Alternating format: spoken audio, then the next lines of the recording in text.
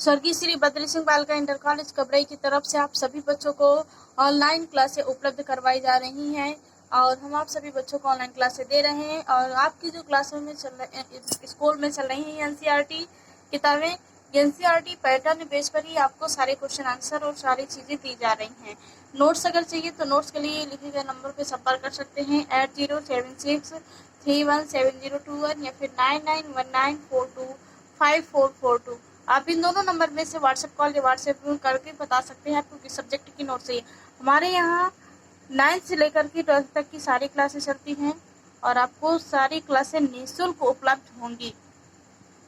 और इस कोरोना महामारी को देखते हुए घर पर ही रह करके आप अपनी स्टडी जारी रखें, ऑनलाइन तैयारी करें। आज हम क्लास 10th की साइंस यानी बायोलॉजी केमिस्ट्री के हमने 5 लेसन पूरे वीडियो डाल दिए हैं। बायोलॉजी का हम बनाने जा रहे हैं वीडियो दूसरे अध्याय का नियंत्रण एवं समन्वय वाले का। इसमें से जो एक पार्ट हमने बना दिया है, ये दूसरा पार्ट है। अभ्यास के क्वेश्चन आंसर बताएंगे। अभी जो page number wise page number थे वो हमने पहले वीडियो में बता दिया। अब आपको अभ्यास के क्वेश्चन आंसर बताएंगे। चलिए देखते हैं कौन से प्रश्न दिए गए।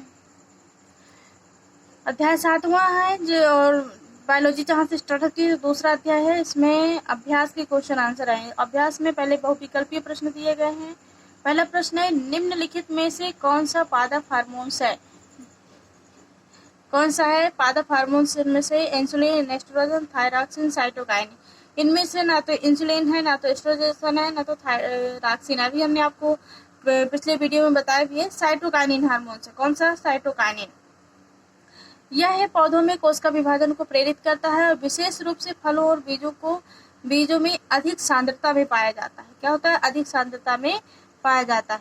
दो तंत्रिका कोशिका के मध्य खाली स्थान को क्या कहते हैं? सिनेप्स। जो खाली स्थान पाया जाता है तंत्रिका कोशिका के मध्य उसे सिनेप्स कहते हैं या अंतर्ग्रथन।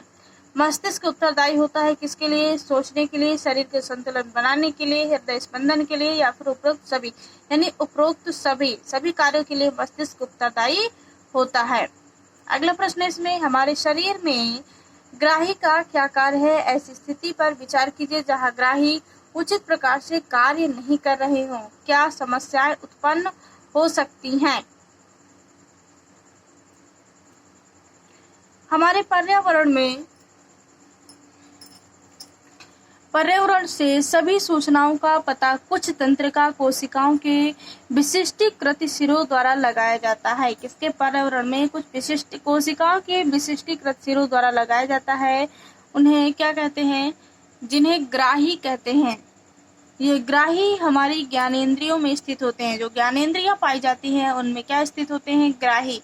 जैसे आंतरिक कर्ण, जिह्वा आदि। ग्राही विभिन्न सूचनाओं को वातावरण से ग्रहण कर मस्तिष्क तक पहुंचाते हैं। यानी कई सारी ऐसी जो हम कर्ण यानी कान के द्वारा कई चीजें सुनते हैं जो हमारे मस्तिष्क तक पहुंचाते हैं। जिह्वा यानी हम किसी भी चीज का टेस्ट लेकर के वो ग्रहण करके मस्तिष्क तक पहुंचाते हैं। जब ग्राही उचित प्रकार से कार्य ना कर रहे हो तो हम वातावरण में होने वाले परिवर्तन को उचित प्रकार से नहीं जान पाएंगे, जिसके कारण हम कोई भी कार्य सही ढंग से नहीं कर पाएंगे, क्योंकि ग्राही कोई भी संदेश मस्तिष्क तक सही रूप से नहीं पहुंचा पाएंगे। अगर ग्राही मस्तिष्क में हमारे कोई भी संदेश सही रूप से नहीं पहुंचा पाएंगे तो कोई भी कार्य भी सही ढंग से नहीं होगा और मस्तिष्क में भी कोई निर्णय उचित रूप से नहीं ले पाएगा। ठंडा, गर्म, तीखा, दर्द आदि का अनुभव हमें नहीं हो पाएगा और हमारा शरीर की तरह संवेदनाहीन हो जाएगा। जब हम जीवा के द्वारा चखते हैं कोई भी भोजन या कुछ ठंडा, गर्म, तीखा, तब हमें पता चलता है, ये जब सूचनाएं मस्तिष्क तक पहुंचती हैं तब हमें पता चलता है कि कोई वस्तु ठंडी है या गर्म है या तीखी है या मीठी है। और दर्द का अनुभव जब हम करते हैं, जब मस्तिष्क तक कोशिकाएं सूचनाएं पहुंचाती हैं तो हमारे जो दर्द का अनुभव करते हैं वो मस्तिष्क के सोचने के बाद करते हैं। अगला प्रश्न है इसमें, एक तंत्रिका कोश का न्यूरॉन संरचना बनाए, इसके कार्यों का वर्णन कीजिए। तंत्रिका कोश का क्या है? प्रत्येक तंत्रिका कोशिका के 3 भाग होते हैं। कितने भाग हैं? 3। कोशिका काय, द्रुमिका अथवा डेंड्राइट, तंत्रिका अथवा एक्सान। 3 भाग हैं ये। यह तंत्रिका कोशिका का चित्र है, इसको न्यूरॉन भी बोलते हैं। प्रत्येक तंत्रिका कोशिका काय में कोश का द्रव्य से घिरा केंद्रक होता है। ये जो क्या है, ये केंद्रक है। तो ये कोशिका काय से, ये कोशिका काय क्या है, ये जो भरा हुआ है तो इससे घिरा हुआ है, ये लिखा है। अगर आपको चित्र बनाना आ गया जिससे आपको सारी चीजें समझ में आ जाएंगी, जैसे कि ये चित्र बना हुआ है, चित्र आप अच्छे से देख सकते हैं। अगर ये चित्र बनाना आपको आ गया तो आपको इसका वर्णन पूरा आ जाएगा। जैसे यहाँ पे लिखा है केंद्रक है जो कोशिका काय के चारों ओर से घिरा हुआ। ये कोशिका काय है लिखा है, ये इसके चारों ओर से घिरा हुआ है, जिसकी ध्रुमिकाएं निकली हुई हैं और तंत्रिकाक्ष है और अंतिम सिरा में ये सब, यही सारी चीजें लिखनी है। अभी हम आपको वर्णन में भी बता रहे हैं।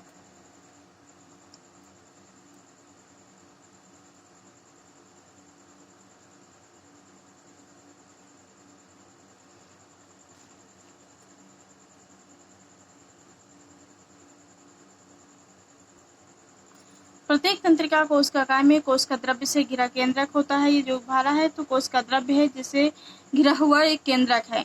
और बहुत सी कोशिकाएं द्रव्य संरचनी यानी शाखाएं निकली हैं, जो ये द्रुमिका जिसे बोलते हैं, ये शाखाएं निकली हैं जिन्हें हम क्या कहते हैं, द्रुमिका या डेंड्राइट कहते हैं। अभी हमने बताया इनको क्या कहते हैं, शाखाओं को द्रुमिका या डेंड्राइट कहते हैं। इनमें से एक कोशिका द्रव्य संरचना अधिक लंबी होती है। जो ये कोशिका द्रव्य संरचना है ये क्या है, लंबी होती है और एक्सान तंत्रिकाक्ष कहलाती हैं। ये क्या कहलाती हैं, एक्सान या फिर इसको तंत्रिकाक्ष कहते हैं। एक्सॉन के सिरे पर बहुत सी शाखाएं निकलती हैं। एक्सॉन है, एक्सॉन के सिरे पर क्या है, बहुत सी शाखाएं निकली हुई हैं। इसमें क्या है, बहुत सी शाखाएं निकलती हैं। इनका कार्य होता है, यह ग्राही से सूचना लेकर मस्तिष्क तक पहुंचाते हैं और यह मस्तिष्क से सूचनाएं लेकर विभिन्न अंगों तक पहुंचाती हैं। ये इनकी शाखाओं का कार्य होता है। अगला प्रश्न है इसमें, पादप में प्रकाश अनुवर्तन किस प्रकार होता है। पौधों में पाए जाने वाले हार्मोन्स ऑक्सिन प्रारोह के अग्रभाग में संश्लेषित होता है। कहाँ पे, प्रारोह के अग्रभाग में संश्लेषित होता है तथा कोशिकाओं की लंबाई में वृद्धि में सहायक होता है। जब पादप पर एक ओर से प्रकाश आ रहा है, यानी पौधों पर जब एक ओर से प्रकाश आ रहा है, तब ऑक्सिन विसरित होकर प्रारोह के छाया वाले भाग में आ जाता है। क्या हो जाता है, ऑक्सिन विसरित यानी फैल जाता है और प्रारोह के छाया वाले भाग में फैलने के बाद प्रारोह के छाया वाले भाग में आ जाता है। प्रारोह की प्रकाश से दूर वाले भाग में ऑक्सिन का सांद्रण कोशिकाओं को लंबाई में वृद्धि के लिए उद्दीपन करता है। क्या करता है, ये ऑक्सिन सांद्रण कोशिकाएं जो होती हैं उनमें लंबाई में ग्रोथ यानी वृद्धि के लिए उद्दीपन करता है और पादप प्रकाश की ओर मुड़ जाते हैं, मुड़ता हुआ दिखाई देता है। प्रकाश किसकी ओर, तो पौधा प्रकाश की ओर मुड़ता हुआ दिखाई देता है, जिसे प्रकाशानुवर्तन कहते हैं। और पौधों का जलानुवर्तन का मतलब जो जल की ओर मुड़ता है, प्रकाशानुवर्तन की मतलब प्रकाश की ओर मुड़ता हुआ दिखाई देता है, उसे प्रकाशानुवर्तन कहते हैं। जैसे पौधों का प्रकाश की दिशा में आगे बढ़ना धनात्मक प्रकाशानुवर्तन कहलाता है। क्या कहलाता है, धनात्मक प्रकाशानुवर्तन कहलाता है। अगला प्रश्न है, मेरुरज्जु आघात में किन संकेतों के आने में व्यवधान होगा।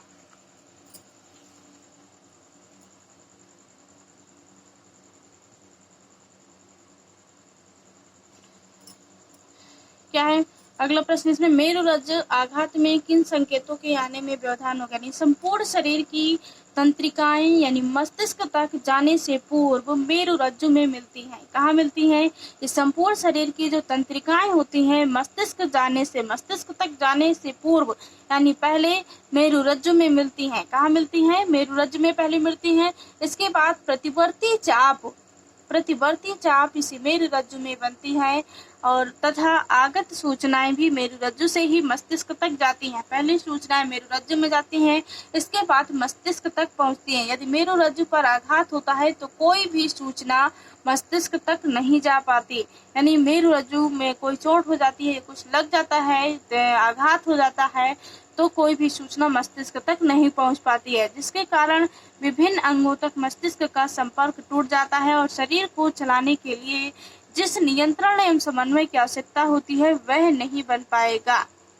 क्या होता है, फिर वह नियंत्रण और समन्वय शरीर का नहीं बन पाता। जब कोई सूचना मस्तिष्क तक नहीं पहुंच पाती है तो शरीर हमारा मस्तिष्क का संपर्क टूट जाना शरीर से चलाने के लिए बहुत ज़्यादा जरूरी होता है। सोचने के लिए मस्तिष्क का काम करना, जब मस्तिष्क का काम नहीं होगा तो शरीर भी हमारा नहीं चल पाता है। अगला प्रश्न देखते हैं,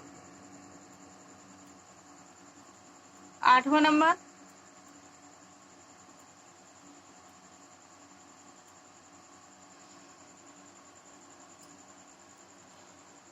अगला है, पादपों में रासायनिक समन्वय किस प्रकार होता है? पौधों में केवल रासायनिक नियंत्रण तथा समन्वय होता है, इनमें कोई तंत्र का तंत्र नहीं होता। रासायनिक नियंत्रण और समन्वय होता है और कोई तंत्र का तंत्र नहीं होता। पौधे कुछ रसायन उत्पन्न करते हैं जो वृद्धि को उत्प्रेरित तथा नियंत्रित करते हैं।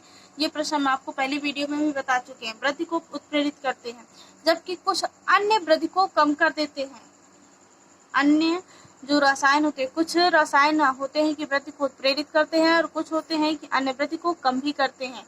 ये रसायन पादप हार्मोन्स या पादप वृद्धि नियामक कहलाते हैं। क्या कहलाते हैं? पादप हार्मोन्स या वृद्धि नियामक कहलाते हैं। ये पौधों के विभिन्न क्रियाओं के नियंत्रण में सहायक होती हैं।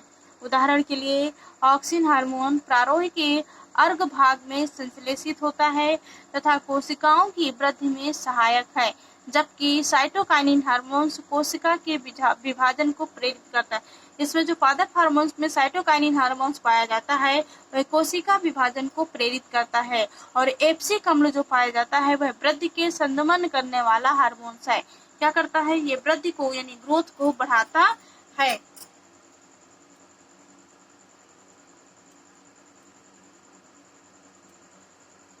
अगला प्रश्न है इसमें, किसी जीव में नियंत्रण एवं समन्वय के तंत्र की क्या आवश्यकता है? किसी भी जीव में नियंत्रण एवं समन्वय की अत्यधिक आवश्यकता होती है। किसी भी जीव में नियंत्रण एवं समन्वय की अत्यधिक आवश्यकता होती है। प्रत्येक जीव को जीवित रहने के लिए कई परिस्थितियों का सामना करना पड़ता है। कोई भी जीव जंतु हो, मनुष्य हो, उसको जीवित रहने के लिए कई परिस्थितियों का सामना करना पड़ता है, उसी के अनुरूप प्रतिक्रिया करता है।